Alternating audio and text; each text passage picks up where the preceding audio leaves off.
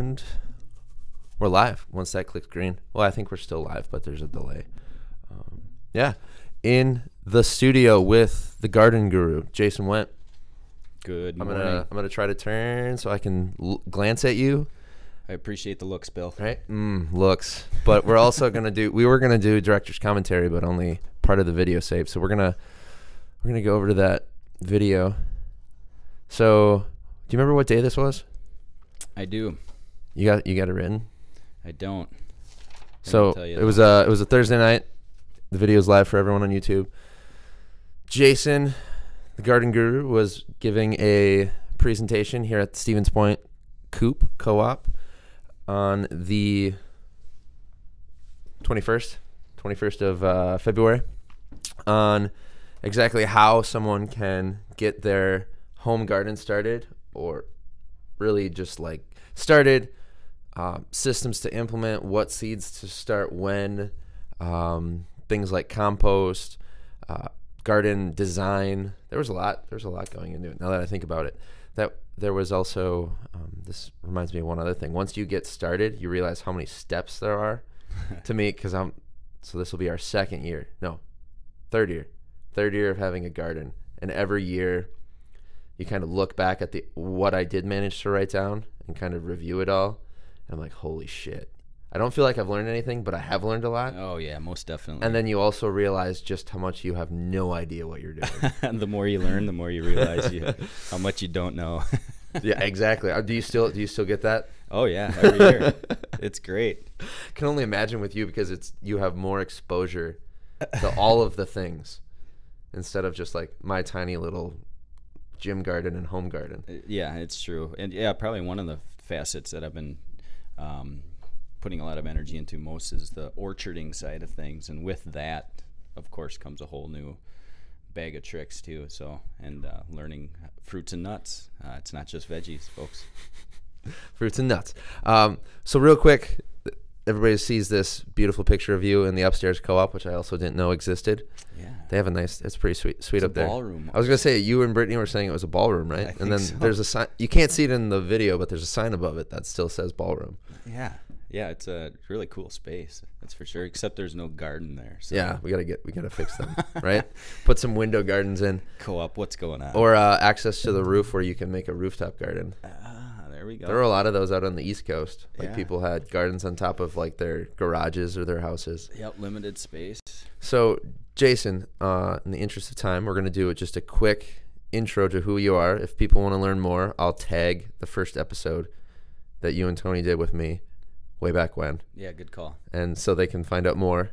But so, elevator speech. Sure. Who's the garden guru? The quick and dirty. Yeah, the quick and dirty, exactly. All right. Jason Wendt here with the garden guru. So it was about, let's see, this isn't very quick. I'm not starting off very quick here.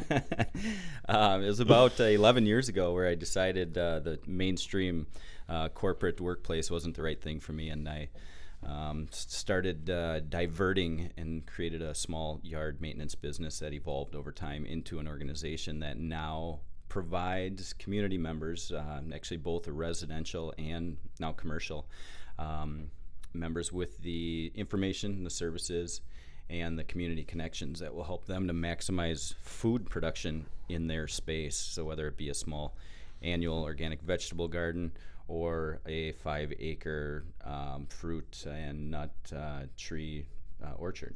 Yeah. Chef C was just in here. He's loving it. Loving what you did over at Father Fats. Well, I mean, that's a lot coming from him, because look at what he does.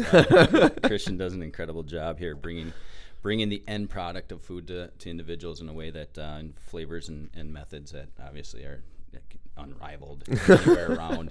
But yeah, we've been helping Chef and Father Fats with their organic vegetable garden, and they've got 4 fruit plantings over there that we've been working with this will be year number 3 with them over there at Father Fats on Clark Street here in Stevens Point. And you're still, like you were talking about with him briefly, like learning how to maximize that space. Because if people, I think when you say a garden, people bring up like this picture of maybe there's a yard around the garden. The garden takes up this small spot but there's like still the wasted, useless grass around it. We'll get to that. Yeah. And then there's the garden, and everything's kind of like spaced out. And like you said, no one's thinking about fruits and nuts, the perennials. And yet, if you go to Father Fat's, this garden is in like really, it makes sense when you look at it now, but it's not what you would expect a garden to look like. And you're working on maximizing this urban, it's really an urban spot. Absolutely. Where they're able to get this, take the sunlight, the air, everything, and then make this urban spot actually produce food that they then use in the business. Yeah. I think in any space, just because you don't see a blade of grass there, like it is in that case, doesn't mean that you can't be planting there. And so, right, if you have moisture, sunlight, and some desire, you might need a seed or two. Yep, to get started with, anyways. Yep. You can make anything happen there. Yeah, I love it. And you talked about commercial and residential. Residential, what is the smallest parcel that you've helped someone with or you work on, and then what's the largest? Yeah, so I think I've got we have a client in the Wisconsin Rapids area she's into her 80s, and she had really developed her backyard to appear as if it's she's from Belgium originally, and so she wanted this European feel in her backyard, which she absolutely achieved. And so when you walk out in the far back of the yard, there's some grass there for her dogs to roam in.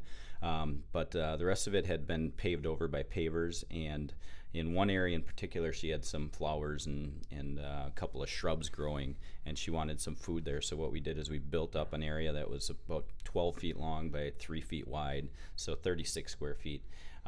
And we built it up with retaining block and built it up to a standing height so that she's capable of continuing to garden in a space that's really, no bigger, maybe twice the size of this table that we're sitting at here, and can provide for her food throughout the summer.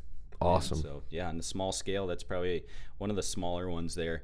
And then large scale, we're working on a 20-acre plot right now with a client who's naturalizing the area. So this is a longer-term process, obviously. And what we did to begin with there is identified invasives that would take over what we're attempting to do, and went after those with using organic means to eradicate their existence, and then are in the process of coming up with a plan to implement and introduce a number of different types of plantings, a lot of them being native plantings. The ones that aren't native are either producing food, fuel, or some other resource for the client. And so is this the ranch? No, this is not the ranch. Oh, actually, we'll be working with Bullet Point Ranch also. John and crew down there this year. Sweet. Yeah, he's really got a mindset out there that's forward thinking as well, and looking at taking a space that's about 900 square feet that we'll be putting annual vegetable gardens in, and then we're going to be maintaining an existing orchard out there, and then implementing some other plantings to help with some of that long-term perennial growth, which this year's main focus will be hazelnuts for him, but nice. There will be some additions to that in the future as well. But he's got, I don't know if it's like 70 acres out there. Yeah. Of course, we're not going to be working with all of that space. It's funny how much you can do, like with our, with that small 36 square foot garden, how much food actually comes out of that. So but if you have additional space, maybe there's a chance to feed more people, whether it be people in your family, people who are in your community. So yeah, there's opportunity obviously in any size setting. Nice, I like it. So we're going off of that into, we wanted to dive into the presentation you gave and the kind of the choose your own adventure, as I called it, at the co-op. Yeah. So, well, and I want to touch back on the garden bed before we go too, because I didn't want to raise a fuss about it at the co-op, because some people in the audience were like, "Oh, the garden bed could be higher. That way I don't have to, get down low, get dirty." I'm like, that's the beauty of it. You're getting like strength training, mobility, flexibility. You're doing your garden yoga, working your garden bed. You have to move and put yourself in all these different positions as you're planting, weeding, just playing with the dirt, and right away we want to get rid of that. Like there's this weird mindset where people are like, I just want to stand there stagnant. The active component of gardening. And so, I think, Bill, what you're talking about, it's certainly a good discussion to have. There are needs for the raised bed. Like the 80-year-old, all day, every day. Yep. They say I get it from some of our more experienced clients, experienced in life, that they don't have a problem bending down to the garden. It's getting back up. It's getting back up. And but we can prevent that. We can keep them strong with just gardening. And so as we take a look at the individuals who are interested earlier on in life, absolutely. Like if you were to keep your growth taking place at ground level, there's what better way to get activity throughout your day than to be able to do that in the fostering of food growth. Yeah.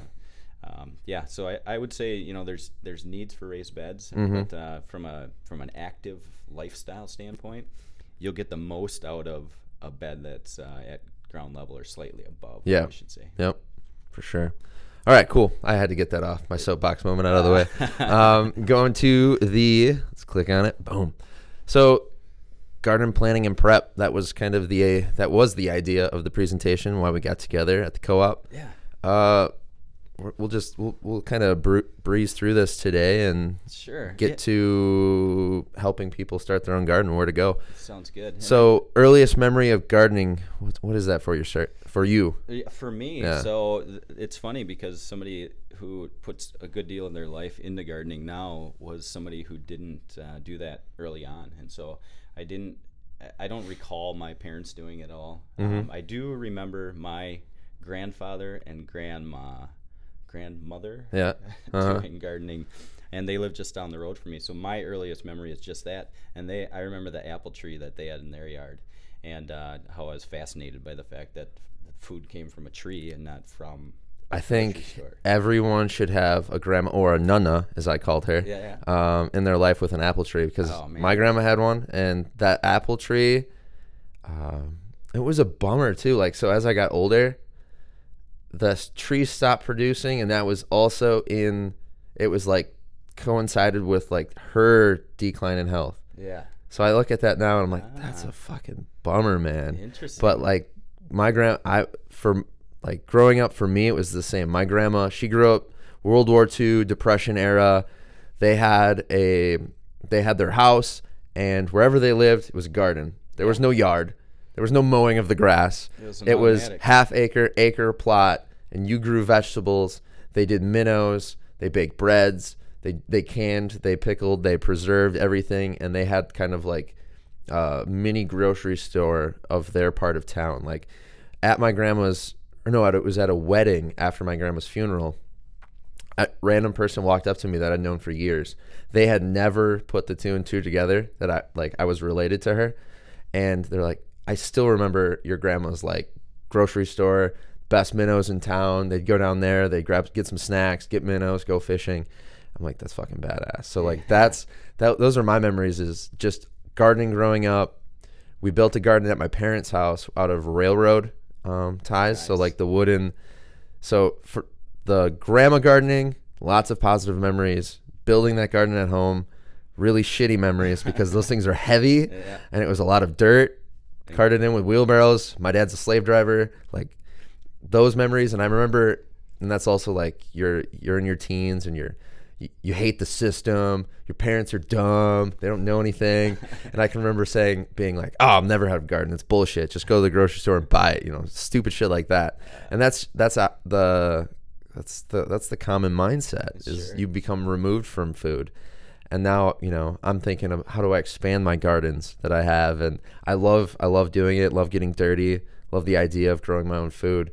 So I've come full circle now, and it's a lot of good memories, a lot of bad memories, and I wouldn't trade in the bad ones at all. No. And it's our charge here today, Bill, like you're saying, whether it's us, the Garden Guru, or Bill, who are here to help people to recognize the benefit in what was being done in the past. And part of that, and part of the reason why we asked that question about your memories of gardening, is that we're each creating a book so to speak, right? We're writing a book, Ooh. and whether it's I got actually, goosebumps. whether it's written down or not, there's a story being told here. And Should people write down their journal, their garden Yeah, experiences? right. That's You were big on that. You were talking about that. It's extremely important that as you look to growing food, that you learn from growing food. And so we continue to get better at what we do. But like we were saying earlier, of course, the more we learn, the more we realize what we don't know. But I think in general, our lives in general, we're telling a story here. And that's why I look to ask that question is, what is your story currently? And like you're saying, yeah, we all need that grandma and we all need that grandpa to help us understand some of those values that are out there. And so those of you who are out there listening to this have the potential to be that person someday, so that your child or your grandchild someday are looking back and saying, this is my story, and we're going to find ways to help you to make that as pleasant of a story as possible. And I know that you're going to find great value in doing this, because I haven't met anybody yet that has grown food and was not super excited about having done it once they did it. For sure. I can think of a couple of the people at the presentation. They were super fired up, like just jacked for this growing season. So we've got when I saw that was the first question on your presentation, I'm just like, fuck yes. You tie like that. It's the same thing with health, fitness, exercise. Like, what are your greatest memories from movement, playing with your kids, sport? You bring those up for people, and you're like, that's why we're here, to recreate those and keep those moments and experiences going for as long as possible with your physical capacity. So yeah, I got fired up. Part of that same book, just a different chapter of the book, right? Exactly. Yeah. So best time to start planning. Take it away. Yeah. So Veggie Gardens, here we are, Bill. We're in March. We're in late March here. March 21st. And so some efficient planners could get going now. I was going to say Farm Shed. I forget the program. I'm sorry, Lane. The Growing Collective? Growing Collective, thank you. They started 2 weeks ago. I put Rissa did most of the work. I was at the gym working. She started our seeds last weekend. What about yourself? Excellent. So, well, this question here, when do you start planning, is sort of a rhetorical question. Ooh. And so we should start planning now is the answer. I see okay. For fruit, got me. For fruit and nut trees, for perennial plantings, we should have started planting yesterday. And so you're going to put an apple tree in, and you're not going to necessarily see apples for anywhere from 3 to 5 years in that apple tree, maybe even 7, depending on the type of tree. And so, when it comes to vegetable gardening, now is a good time to really roll up the sleeves and start digging in. And so one of those determining factors is, well, let's look at 2 things there. One's going to be, where are your plants coming from? Are you starting them from seed, or are you getting pre-started plants? And so the Growing Collective is a great example. Down at the Farm Shed, Central Rivers Farm Shed, at their greenhouse, the Growing Collective has a plant sale. I think it's Mother's Day weekend every year. We did that last year. Turned out great. Yeah. Great starters. So you're going to get some great plants there if you're not into starting your plants yet. And so so the question is, where are your plants coming from, and then where are you going to put them? And so those 2 pieces are going to be necessary to talk about right away here when you're sitting down to plan. Do you have a place in your yard, in your garden, to put them? And what are them? Are they seeds or are they plants? And so if you're going to be growing your own plants, a lot of these plants can benefit from an early start indoors, and that's what Bill's talking about, is he and Arissa were starting their seeds early on, so that those plants will be ready once the climate outside is what we need it to be for those plants to grow. And so planning right now, that's what I'd look for, is, do you have a place to put your plants? And if not, we can get into that a little bit here as to what that looks like, site selection. And if you do have a place, then the next step is getting started with that, with seeds. Seed suppliers, where do you guys get your seeds from, Bill? We got them from Young's. Okay, yep. And so a great supplier in town here, we have Young or Jung Garden Center, depending on who you are. I think I asked them that. It might have been one of the owners originally, like, back in the day. Yeah. Like, how do you pronounce this? Well, everybody pronounces it different. Some people put an S on the end of it. Some people don't. Anyway, that's a plug for Jung out there. There's some other smaller suppliers. If you're west of Stevens Point or anywhere in start listing some off, I'll pop them still up. in central Wisconsin, we've got Family Natural Foods. Has been shout out. Supplying seeds for 74 years now, so they know what they're doing over there. We've got the co-op in town here in Stevens Point. They do a small amount, but they've got a little rack there. Seed Savers Exchange is their provider, and so some of the names that we have as far as where you'd get your seeds, the original suppliers is going to be like we said, Seed Savers Exchange. Fedco is another one for larger scale. Johnny's. That's right, you brought up Johnny's. Yep. Territorial. Olds is another name. So those are some of the names, and what I'd urge you to do is support your local organizations to buy those seeds. Yeah, obviously anybody can get online and buy anything now. The one thing you may not get when you get online is good advice and camaraderie. And gardening stories. Whose story are you listening to just by typing on a keyboard? So obviously we need the internet. You wouldn't be hearing this right now, but we also need our small businesses to keep things going. And so get out there and support your small businesses. So site selection next. Where do you want me to go on the interwebs? For site selection, Yeah. Actually, do you have a clip of that? Of the dry erase board from that? It's the problem. I don't know. I think it might be on my other computer. I'm an idiot. Right. No worries at all. I think what we could do here is maybe could we pull up a like a drawing program? Is that possible? Do you have one of those? It should be. Let's see if we can do that. Give me a So sec. the idea here is that we all have our space, and with that space, we've got things that are already there, so existing facets of that space. And so for some of these presentations that we do through the Garden Guru, what we'll do is we'll set up the example as being a small urban space. I think this will work good. So what we'll have Bill do is draw a rectangle, which would give us the... Bam. All right. Which would, we're live. So we'll use that to draw a rectangle here, and that's going to give us the idea of the borders of our, let's say, in-town property. Oh, it's a small rectangle. We're going to make it work. You want me to make it? Nope. I can go bigger. Let's go bigger. Isn't that what they say? That bigger, or is that still too small? We'll use that. That sounds good. So You're so disappointed in me right now. I'm sorry. No, not at all. I think this is going to be good, man. Okay. I got to stay by the mic. So Yeah, stay by. You did that at the co-op. Stay by the mic. So this is the garden. Yep. Should I write garden in here? No. This is your property. And so, Oh, okay. My bad. So site selection. And so when we take a look at our properties, what are some of the things on our properties, Bill? What's on your property when you think of the existing structures or pieces of your property? Well, let's. Now I feel bad. Give me a sec. That our property's so small. Okay. All right. We'll do. I thought we were just drawing a garden. My bad. No, this so is good. let's do. We'll do my house just as an example. So here's the house, Excellent.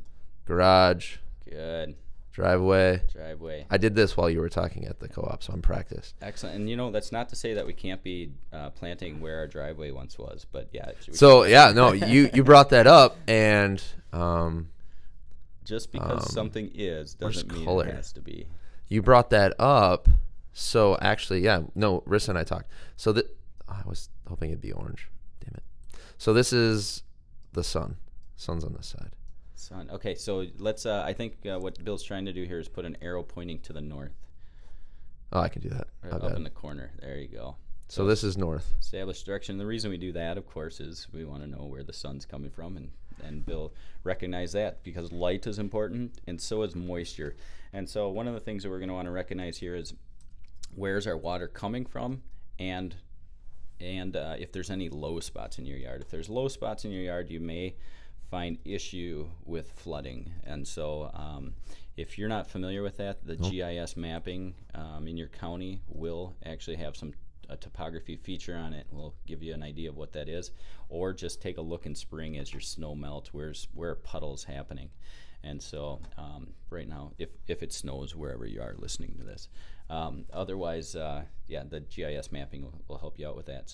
So Bill, in this situation, we're actually looking at Bill's property here in a fine rendition of it. I've got more yard over here, but well, it's wooded, I should say. There we go. They just cut. Okay, so we're looking at sun. Is the sun coming from the south? It always comes from the south. Yep. It comes from the east and west, but from the southeast and southwest, we should say. So is there anything impeding that sun from coming onto your property, Bill? There are trees. All right.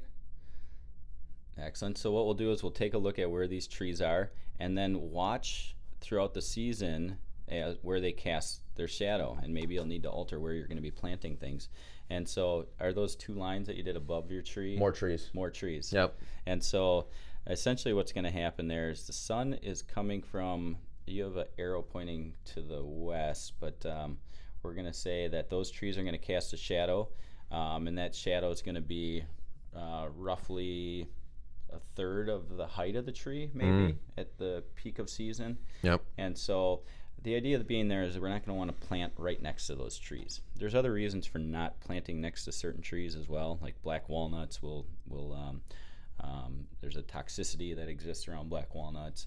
Pine trees might bring the acidity a bit too high, which changes the ability for nutrient uptake by your plants and such. So with that said, we're identifying that in Bill's case here that we don't want to plant directly to the right or to the north of those trees because there's going to be a shadow cast by those trees. And so is there anything else that's keeping sun from hitting your yard there, Bill? There's more trees this way. All right, so let's draw those trees right away. Okay. This is fun. All right, and then that's a really bad tree, but we're going to go with it. I like it. So there's the same type of thing. Freaking red pines everywhere. I hate red pines. So acidic soil, and it's also going to... Which is why we have all pots. Those are going to cast some morning shadows there as well. We'll keep that in mind. And so let's do some, maybe a more broad stroke if you can. I don't know if you have the capacity there to do that. Oh, I'll figure something out. Paintbrush, that looks right, huh?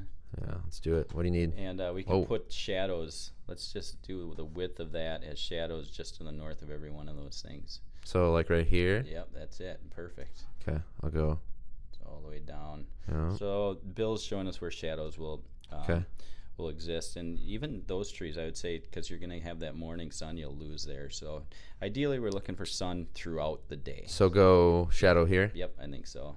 And these are huge red pines. Yeah, so they'll cast a decent shadow. I would do the same around your house as well, because definitely on the north side of the house you'll see shadow, but we can suggest that the east and west side will have limited sun. So these are all areas that we're not going to want to plant into. So let's take a look next. Where's your water coming from, Bill? I wish I could figure out how to change the color. Blue. Oh, paint. What's that? Oh no, that one. I'm trying to. Let's go. We'll go paintbrush again. I gotta spend more time with this program than I just got. We'll make it smaller. Paint to layer. Set stroke. Set fill. There we go. I thought it would work, but it's. All right, let's give it a shot. Your color's still showing gray up there, huh? Yeah. Okay. We'll figure this out. So where's your water coming from?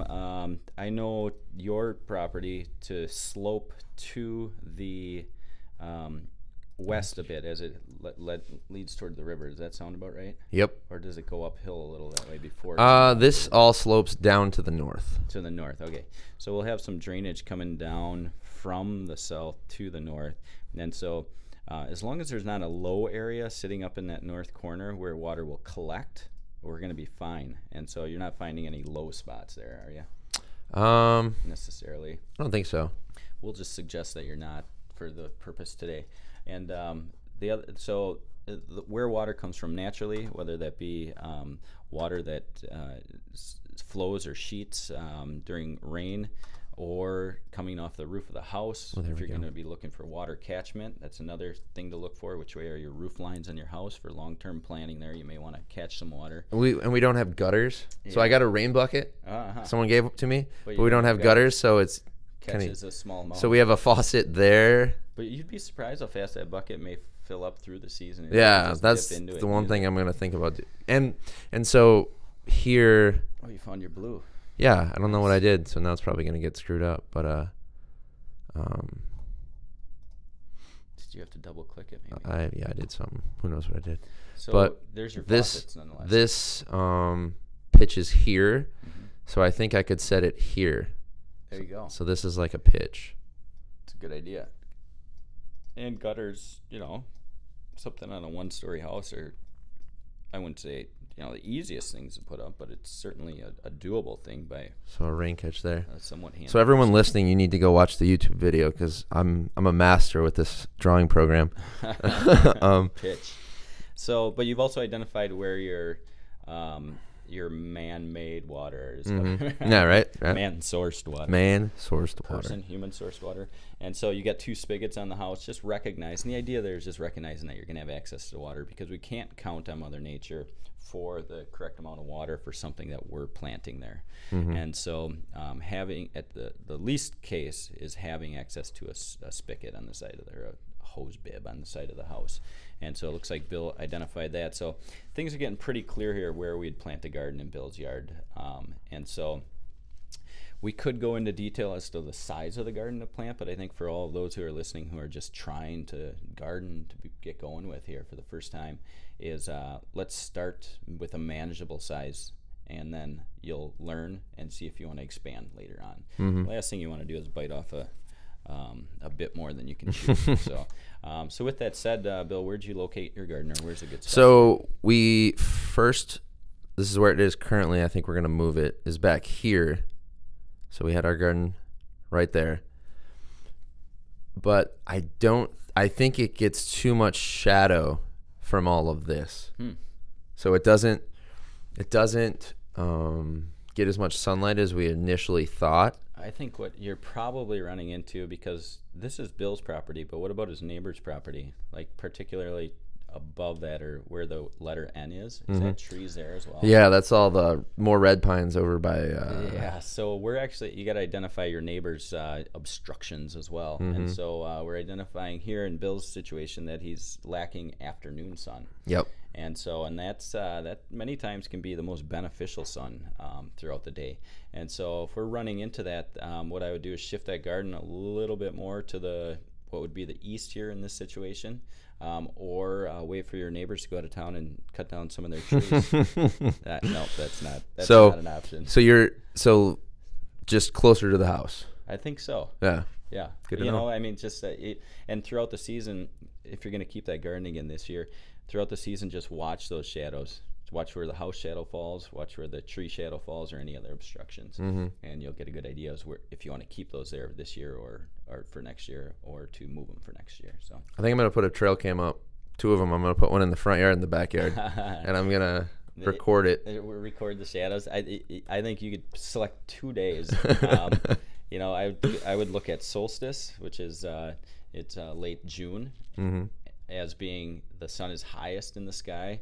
And then you could look at, like today, for instance, being equinox, is where the sun is halfway between the highest and the lowest point in the sky that it would be throughout the year, and then maybe pick the day in between there, halfway in between there. So even if there's 2 days that you could take a look, let's say late May and then late June, just go out there at noon on both days, and you'll see where the sun is, and just put a little flag on the ground, a little marker there, or whatever it might be, and then that'll help you decide for future late planning. May, late June. So how do I get out of this? I want to minimize this. Get out of there. Get out of here.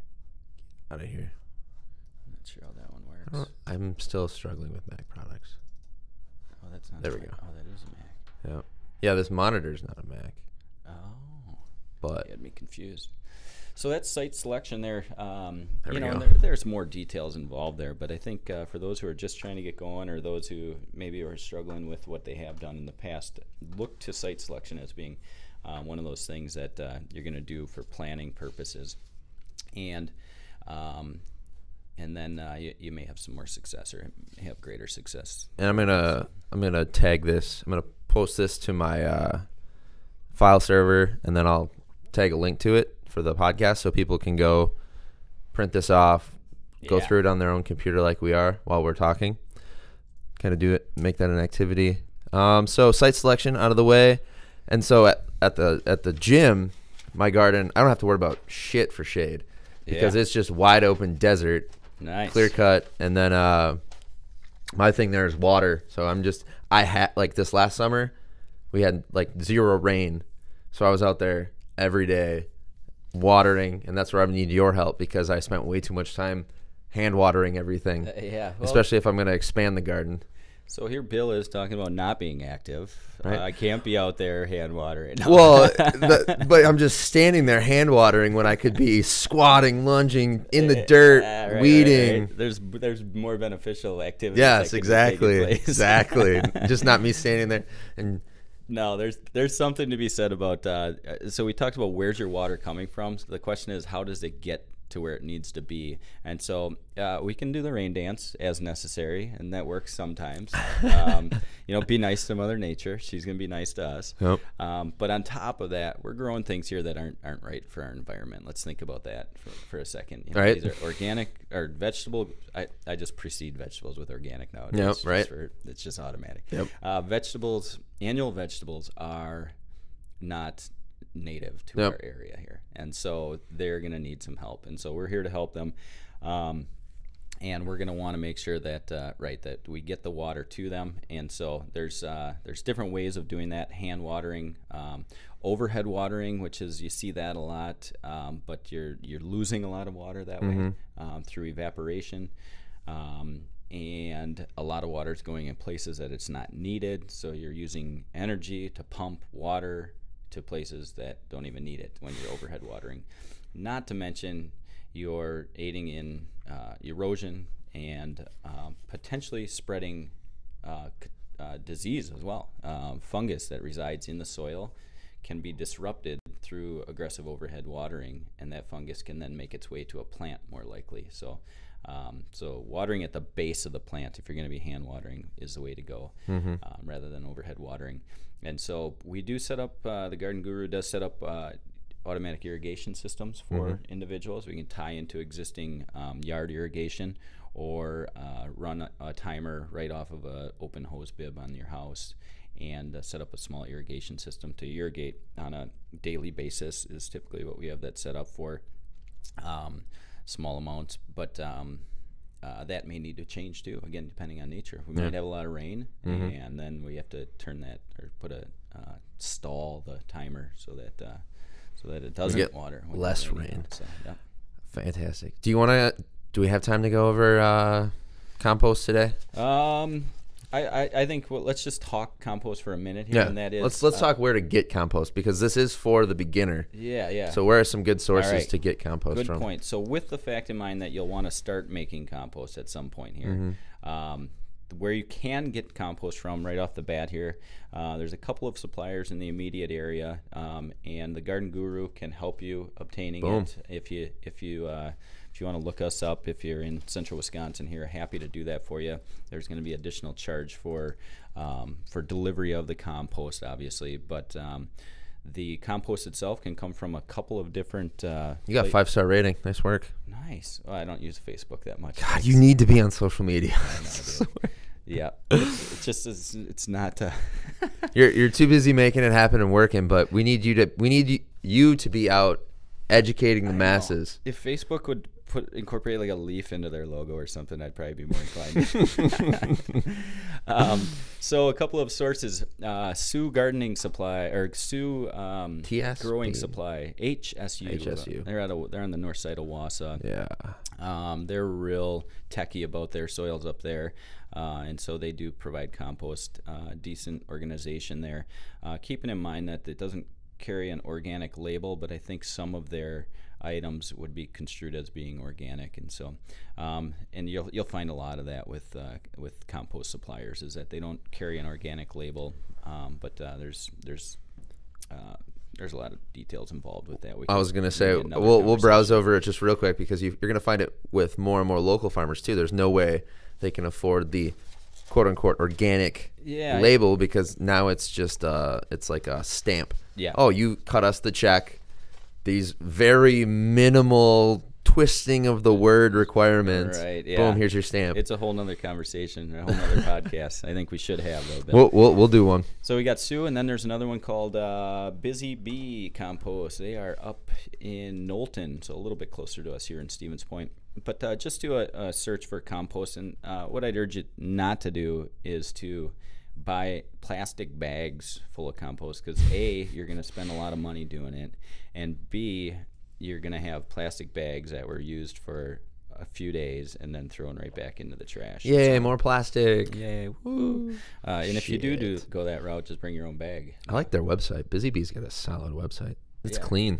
So Carl up there. Shout out Carl. Yeah, well, Carl's passed along his legacy to another individual, and I forget his name. We've only met just recently, but Carl had been doing it for the longest time. And what they do, and Sue does the same thing. Sometimes they'll add certain things to it, but a lot of their compost is comprised entirely or primarily of yard waste, municipal yard waste. Solid. And so that just tells you homeowner, you business owner, that you can take your yard waste and turn it into compost. As long as you're not pumping pesticides and all kinds of other shit into it. Don't do that. Stay away from that. Yeah. That's just a good rule of thumb. A good rule of green thumb. So there's your compost supplies. Soil can come from, there's, like around us here, we've got County Concrete. I got a good friend, Tom Rutkowski. He does soil, he does excavation and material. I go to him for some of the material, and soil's one of those things that you'll sometimes have to supplement in your situation if you're raising your beds a little bit, or if your current soil conditions aren't as great. And so soil analysis is something else that you're going to want to think about. I would say just get gardening, though. If you're worried about these details, just get gardening, and you'll learn these things along the way. But really heavy clay soils you could add components to. Real fine sandy soils you can add organic matter to as well, that to help in creating a favorable environment. Solid. Oh, yeah. I just got a reminder. Turkey tag. I gotta buy a turkey tag today. Yeah, get out there. I gotta get my turkeys. I got two so far, but I want 3 or 4. 4 I don't know why. You're gonna harvest them live? Always. Tackle them. Jump out of a tree. Talk about good activity. Right? That'll keep you busy. Turkeys are pretty elusive, though. Turkey hunting, and I do it way more difficult than you need to. Like, I refuse to use a blind. I spot and stock. Like, I think that one weekend I put 14 miles on turkey hunting. Dang, I got one. Hey, man. Missed a couple more. Oh, it was the best turkey ever. I made it into a rug. I've got a turkey rug with it. It's pretty solid. Yeah. Let's hear your turkey call. You got one? I'm terrible with my mouth. Come on, Bill. I am. I know. Oh, there you go. If Eric were here, he calls them in just with his mouth. It's insane. I'm useless just all around. Get your turkey tag, because with your veggies, you need your meat. You need your protein gains. Gotta eat. All right. So we've got soil types. We're not going to dive into that. No, so we can do that another time. But I think from there, the idea would be to take a look, where are you going to establish your beds. We already talked about that. How are you going to do that? And I think I would do that in a way that you're going to minimize traffic in the bed. So we're talking 3 to 4 feet of bed access for every walkway. And so always make sure you have a walkway, and then make sure you have your bed, and discern between the two. Because the second you start walking in your bed is the second that you start minimizing the quality of that environment for A, the roots of the plant, and B, as if not more importantly, is the microbial life forms in your soil that are aiding in nutrient uptake. And so let me repeat that there, because this is a big part of gardening that maybe isn't right out there in your face as you look at this. But like the human body, we have trillions of microbes, and the soil, the same thing. And those microbes are necessary in nutrient uptake by the plant. And so if we're fostering a hospitable environment for these microbes, we're essentially giving it a good place for the plants to interact with the microbes and take up nutrients, making growing a much more successful endeavor there. I love it. You've been getting into the gut microbiome, haven't you? Indeed, yes. Yeah, buddy. So you see the way, you see it broadly now. Yeah. It's my favorite quote, because it's You hear that, Django? Stop walking in my garden beds, you dick. He's over there in the corner sleeping. When we first got him, it was like cute because he'd just pull out the weeds. Yeah, yeah. And then I turn around one day and he's got an entire corn stalk in his mouth. I'm like, you son of a bitch. But you know, Django, you are keeping the rodents out too, so there's some benefit. Exactly. Anyways, establish those beds. Again, criteria there: 3 to 4 feet wide for every, let's say, foot of walkway that you have. And once those beds are established, we can minimize, if not get rid of, tilling. The Garden Guru LLC has not used a tiller in a couple of years now because we've recognized that by staying out of the bed and using a digging fork, we can prep soil on an annual basis easily by hand, if not quicker than using a tiller. And the idea again there is that you're maintaining soil structure so that your microbial life forms are going to exist much better. And so I like it. Yes. Starts for seeds. We talked on that originally. Big thing too for us was the first year we started our own seeds, and then the second year got from the Growing Collective. And I talked to you briefly about this. What we ran into was less buy-in, especially from like Marissa. Like she had the started ones at our house. Mm-hmm. I had seeds at the gym. So I was like all in, invested, like busting my ass every day out at that garden. And she said for her it was, they did great. Like it was awesome having them, but she wasn't as bought into the process. Yeah. Because she didn't have to go through that seedling baby phase maybe. Like, sure. You know, the long nights and everything, growing it. And it's kind of like if your parents buy a car versus you buying a car. Ooh, yeah. Good point. You know, if you buy a car, you're not going to go jumping it on that 10th Street, raise in the concrete. Nope. Hey, buddy. But, if your parents buy you the car, you might be less likely to take care of it. So, start your own plants if you have the wherewithal. In the meantime here, if you want to get going, just I think the Growing Collective is a great place to go to for those starts.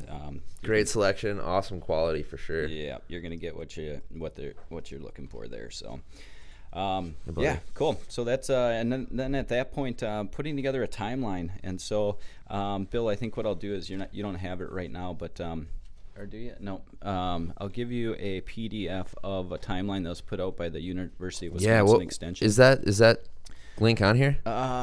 It's not. Planting guide? That's it. Is that it right there? Yeah, I remember clicking on it during the video. So this thing was awesome. No, not the right one? It might be in that. Scroll down. How many pages is this? Because there was the whole spreadsheet. I think this is the one. Yeah, right here. There it is. So folks around our 45th parallel here, keep in mind that this is Madison climate there, so we're about 2 weeks behind this. And so good resource for you. Yeah, this was awesome. Yeah. Shout out. And good so work. Put your timeline together. Don't grow all of those veggies if this is your first year. I would select 5 or 6 of them. Right.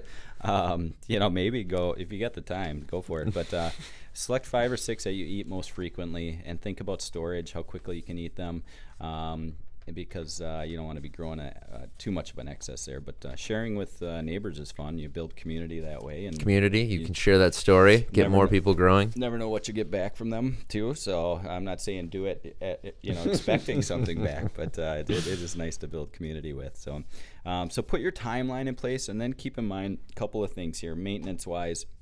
Mulching can go a long way to keep weed pressure down. And mulching with seedless straw is your best option.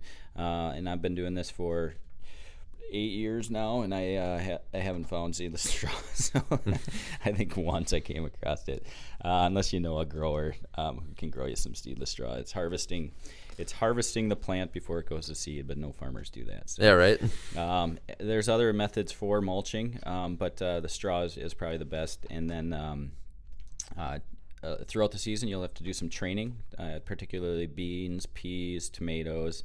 You'll have to train the plants so that they continue good air movement, minimizing disease that way.